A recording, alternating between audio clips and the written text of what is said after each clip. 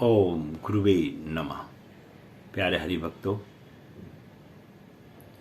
अब जो मैं विषय ले रहा हूँ वो ले रहा हूँ कि कुंडली में अगर नवम भाव में शुक्र महाराज किसी की कुंडली में विराजमान हो जाते हैं तो वह व्यक्ति के जीवन में किस प्रकार का उसके जीवन पर असर डालते हैं। बहुत ही महत्वपूर्ण विषय है और मेरा आप लोगों के साथ में ये वादा भी है कि मैं सभी ग्रहों के बारे में आपको संपूर्ण जानकारी दूंगा और मैं दे भी रहा हूँ। मैं अपने ब्राह्मण धर्म का जो पालन है उसे कर रहा हूँ। मैंने आपको पहले भी बोला था कि मैं ज्योतिष विद्या के अंदर में केवल आप कुंडली भेजिए, बाकी क्या समस्या हुआ मैं स्वयं बताता हूँ। ये कुछ माँ भगवती की कृपा है या कोई ऊपरी ईश्वरीय शक्ति है जिसके कारण मैं लोगों को बता देता हूँ और कुछ लोगों को उसका लाभ भी मिल जाता है। यह एक प्रकार की इस तरह की संजीवनी ज्योतिष शास्त्र है जिस प्रकार किसी व्यक्ति को बुखार आने पर बुखार की गोली देने से उसका बुखार ठीक हो जाता है या दवाई खाने से उसका कुछ रोग में कमी आती है। संपूर्ण रूप से तो रोग समाप्त नहीं होता है, लेकिन कुछ हद तक उसके शरीर में जो कष्ट की उत्पत्ति होती है उसका थोड़ा सा समाधान हो जाता है। यही ज्योतिष शास्त्र का सूत्र है। और हालांकि मैंने तो आपसे पहले ही बोला था कि मैं कुंडली देखने के कोई पैसे नहीं लेता हूं, पर एज ए भेंट स्वरूप ब्राह्मण के रूप में पत्रिका दिखाने पर कुछ लोग भेंट स्वरूप मुझे भेज देते हैं और शास्त्रों के अनुसार ब्राह्मण को इन पैसों को लेने का अधिकार भी है। अगर जन्म पत्री किसी के देख रहे हैं तो वह उस रूप में उसको स्वीकार कर सकता है, ना कि मांग के कोई दक्षिणा के रूप में कहे, वह ठीक नहीं है। तो अगर कोई जिन व्यक्तियों ने कुछ कुंडलियां देखने के बाद ब्राह्मण को भेंट स्वरूप कुछ दान दिया है कुंडली के निमित्त, तो उन लोगों का दिल से स्वागत है। आप किसी ने गुरु के रूप में दिया हो, किसी ने कुंडली देखने के रूप में दिया हो, जिन्होंने दिया उनका मैं अपनी तरफ से स्वागत करता हूं। बाकी मेरी तरफ से कोई फीस नहीं है। और बाकी रह गया ब्राह्मण को, तो हर कोई दक्षिणा के रूप में कुछ दे देता है तो उसको लेने का संपूर्ण अधिकार है। यह शास्त्र संबंधी भी अधिकार है, तो इसमें कोई पाप नहीं है अगर वो देता है, बशर्ते ब्राह्मण को मांगना नहीं चाहिए कि मुझे इतना पैसा दे दीजिए, वो पाप है। तो जो लोग सहयोग देते हैं, मेरे को भेज देते हैं, तो उनको मैं दिल से आशीर्वादी ब्राह्मण के रूप में दे सकता हूँ। मैंने पहले भी कहा था कि हम तो झोला पकड़ के मांगने वाले ब्राह्मण आदमी हैं। ये अलग बात है कि प्रभु की कृपा से हमारे अंदर थोड़ा सा ज्ञान की प्राप्ति है, वो हम लोगों के सम्मुख समाधान करने का कोशिश करते हैं। और जब तक जीवित रहेंगे, अब हमारी उम्र भी बहुत हो गई है, 70 साल के आसपास हमारी उम्र हो चुकी है। अब इस उम्र में ना तो मैं कुंडली देखने के बाद झूठ बोल सकता हूँ और ना ही मैं किसी प्रकार का ये कहता हूँ मैं ये जब कर दूंगा, ये मैं तब कर दूंगा, पैसे भेज दो। वो मुझे ना अच्छा लगता है आपका कष्ट है उसे आपको ही उसका निवारण करने पड़ेगा। केवल मैं समाधान बताऊंगा, बस कि आप ऐसा कर लीजिए। और जब तक मनुष्य स्वयं नहीं करता है उसको उसकी लक्ष्य की प्राप्ति भी नहीं होती है। विद्या पढ़ने के बाद ही आपको उसका ज्ञान होगा। बिना विद्या पढ़े आप ज्ञान प्राप्त नहीं कर सकते। इसी प्रकार से आपके जन्म के साथ ही आपका प्रारब्ध भी उसमें लिख दिया है। आप चाहे जितना मर्जी कोशिश कर लीजिए, प्रारब्ध में थोड़ी बहुत तब्दीली तो हो सकती है, पर संपूर्ण रूप से आपके प्रारब्ध को कोई नहीं बदल सकता। अब हम बात करते हैं कि अगर कुंडली में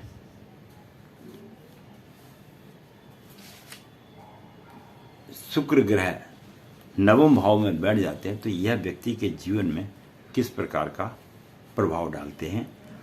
और सबसे पहले ये समझना जरूरी कि शुक्र महाराज हमारे 9 ग्रहों में से एक ग्रह भी है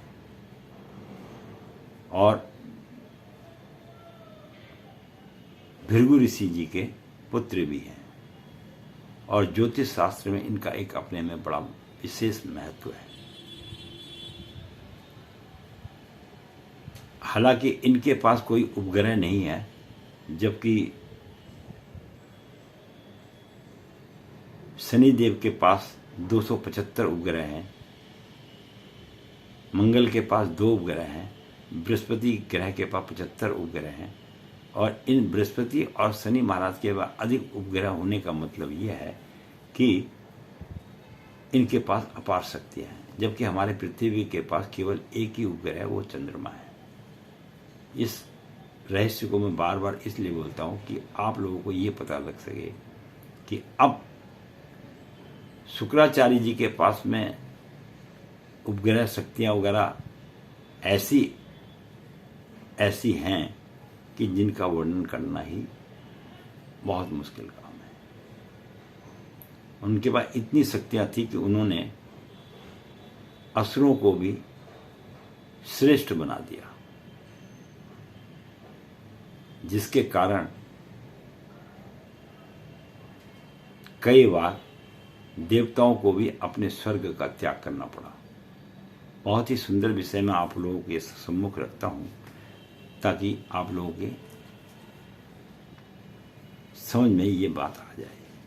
तो अब जहां शुक्रदेव बैठते हो वहां से पूर्ण दृष्टि से सप्तम भाव को देखते हैं, कहीं भी बैठे कुंडली में, और तीसरे और दसम भाव को एक चरण से देखते हैं, और 5वें और 9वें भाव को 2 चरण से देखते हैं, और चौथे और 8वें भाव को जो है 3 चरण से देखते हैं। ये उनका एक सूत्र है शुक्रदेव महाराज का। अब 9वें भाव में अगर शुक्रदेव बैठ जाए तो यह व्यक्ति के जीवन में किस प्रकार से उसका जीवन बनाते हैं। सबसे पहले तो शुक्र ग्रह अगर 9वें भाव में बैठ जाता है तो यह व्यक्ति को जीवन में यात्राएं बहुत कराता है। ये शुक्र जिसके 9वें भाव में बैठा हो, और मैं बार बार आपके सामने आग्रह करता हूं कि यह अकेले शुक्र के बैठने का प्रभाव है। अगर किसी व्यक्ति को हमारे ज्योतिष पे जरा सा भी संदेह है तो वह अपनी जन्मपत्री निकाल कर अपनी कुंडली का 9वें भाव में शुक्र अकेले बैठे हैं तो उसका प्रभाव देख सकता है। और अन्यथा अगर ऐसा प्रभाव नहीं होता है तो इस बात को निश्चित समझिए कि उस व्यक्ति की कुंडली जो है ठीक बनी हुई नहीं है।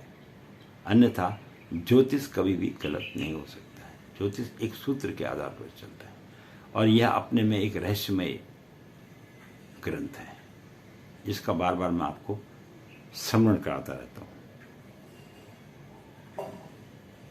और जिसके 9वें भाव में शुक्र विराजमान हो उसको सुख सुविधाएं, भौतिक सुविधाओं आदि का कोई जीवन में कमी नहीं रहती है। और ऐसा व्यक्ति जिसके नवम भाव में शुक्र महाराज विराजमान हो, ऐसा व्यक्ति भगवान को भी मानने वाला होता है। ना वो नास्तिक नहीं होता है, नास्तिक नहीं ही होता है। उसको भगवान के प्रति एक अटूट प्रेम रहता है और वह अपने जीवन काल में, कई लोग आपने देखे होंगे, कई तीर्थों की यात्राएं वगैरह करते हैं। वो ऐसे ही व्यक्ति करते हैं जिनके नवम भाव में शुक्र महाराज विराजमान हो। कई तीर्थ स्थानों में यात्राएं भी करते हैं। और मैं फिर बार बार बोल रहा हूँ, ये अकेले शुक्र के बैठने का प्रभाव है। अन्य ग्रह के बैठने पर प्रभाव बदल जाता है। और जिसको पास में कुंडली है वो अपना नवम भाव के शुक्र को देख ले, उसके जीवन में यही बात सत्यता उसको दिखेगी और ये बात गलत हो नहीं सकती। और वह जीवन में भौतिक सुविधाओं को प्राप्त करने के लिए, अपने आरामदायक जीवन को प्राप्त करने के लिए अत्यधिक पैसा भी इन वस्तुओं पर खर्च करता है। जैसे उसे टीवी लेना है, अच्छी क्वालिटी का टीवी लेगा। कार में बैठना है तो अच्छे प्रकार का कार वगैरह का वाहन करेगा। किसी होटल में रहेगा तो अच्छे होटल में रहेगा। तो इस प्रकार का योग ज्योतिष शास्त्र में नवम भाव में बैठे हुए शुक्र का प्रभाव देखा गया है। और ऐसा व्यक्ति तंत्र मंत्र में भी पैसा बहुत खर्च करता है और उस पर विश्वास भी करता है, उस पर पैसा भी खर्च कर देता है तंत्र मंत्र सीखने के लिए या उसकी प्राप्ति के लिए। ऐसा व्यक्ति भी ऐसा कार्य में।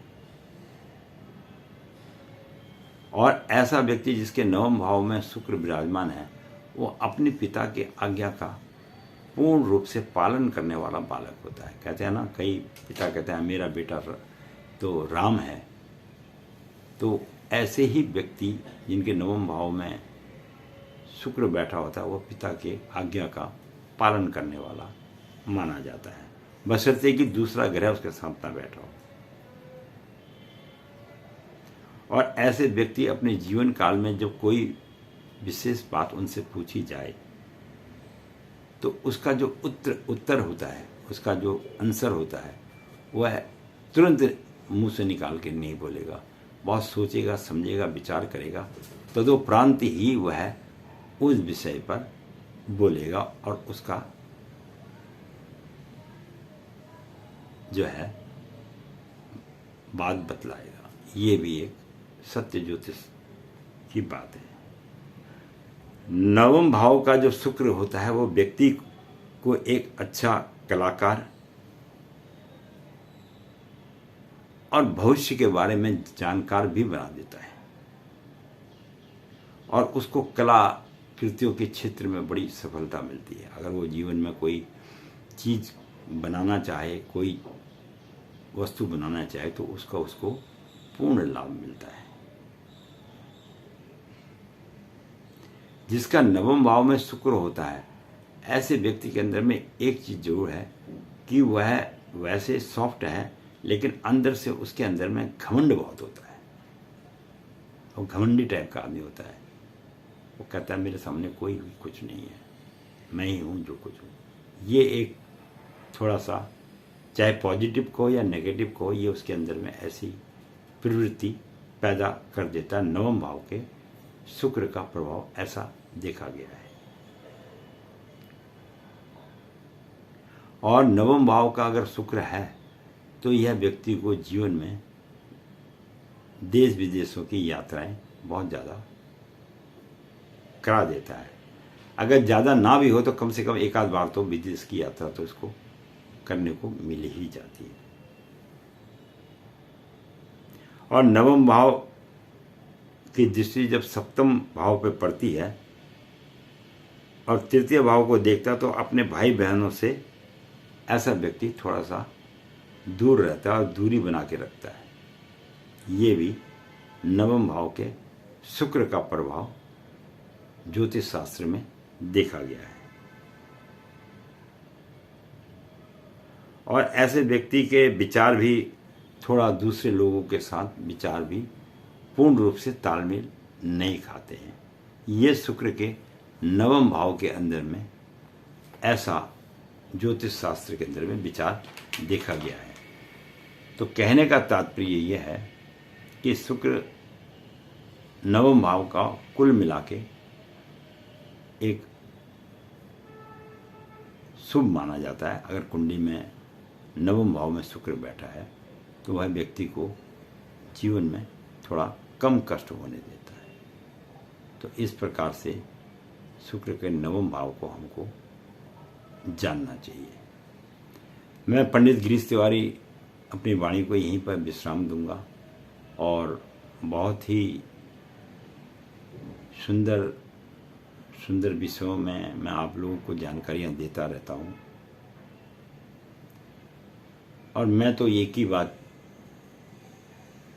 जीवन में धारण करके रखा हुआ है कि अगर हमारे ज्ञान के द्वारा किसी व्यक्ति का भला हो सकता है तो वह भी एक नेक कार्य है। मैंने आपको पहले ही बोला था, ज्योतिष विद्या किसी को ठग के पैसे कमाने वाली विद्या नहीं है। हाँ, गुरु के रूप में किसी ने भेंट स्वरूप कुंडली देखने के बाद कुछ दे दिया तो वो एक अलग विषय हो गया कि भाई चलो कहा यह जाता है जन्म पत्री देखी तो भाई खाली हाथ नहीं देखनी चाहिए, चलो कुछ ब्राह्मण को दे दिया, वो एक अलग विषय है। पर ज्योतिष के मामले में विशेष रूप से मैं पैसों को महत्वता नहीं देता हूँ। मैं देता हूँ व्यक्ति के जीवन का उद्धार कैसे हो। और बड़ी बार तो लोगों की कुंडलियाँ देख के जीवन में ऐसे ऐसे अनुभव और अचंभे होते हैं कि इन व्यक्तियों ने पूर्व जन्म में ऐसे ऐसे कार्य किए हैं जिसकी तो हम कल्पना भी नहीं कर सकते। यानी व्यक्ति के जीवन का संपूर्ण वर्णन ज्योतिष शास्त्र के अंदर है। उन महान पुरुष को जो है कोटि कोटि धन्यवाद है जिसने मनुष्य के जीवन का इतना रहस्यमय संपूर्ण ज्ञान जो है इस ज्योतिष के अंदर में दे दिया है। इसके साथ ही ये तो बातें चलती रहती हैं, इसके साथ ही मैं अपनी वाणी को विश्राम दूंगा। अगले समय में फिर हम आपको शुक्र के दसम भाव में बैठने का कुंडली में फल बताएंगे। और साथ में यह भी बड़ी खुशी की बात है कि YouTube चैनल टीवी पर भी आप खोज KHOJ खोज 009 पर देख सकते हैं। मैं फिर बता रहा हूँ, KHOJ खोज 009 पर आप मेरी समस्त जितने भी 600 वीडियो हैं वो देख सकते हैं। थोड़ा ऊपर नीचे होंगी, लगभग 550 से ऊपर बन चुकी हैं। और आपको अपने विषय संबंधी कोई भी ज्ञान की जानकारी वहाँ से चाहिए तो 5-7 मिनट का होता है। समस्त मनुष्य जीवन का रहस्य मैंने इन वीडियो में 5-7 मिनट की वीडियो में दिया हुआ है। अगर आप लोगों का मन करे तो देख लेना, लाइक बेशक करना या मत करना, इसके लिए हम आपसे नहीं कहेंगे।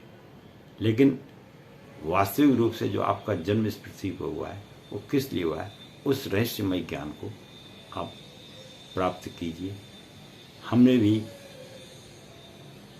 प्रभु की कृपा से जितना हमें ज्ञान प्राप्त हुआ वो आप लोगों के सम्मुख मैं प्रकट कर देता हूँ। वीडियो देखने के लिए बहुत बहुत धन्यवाद।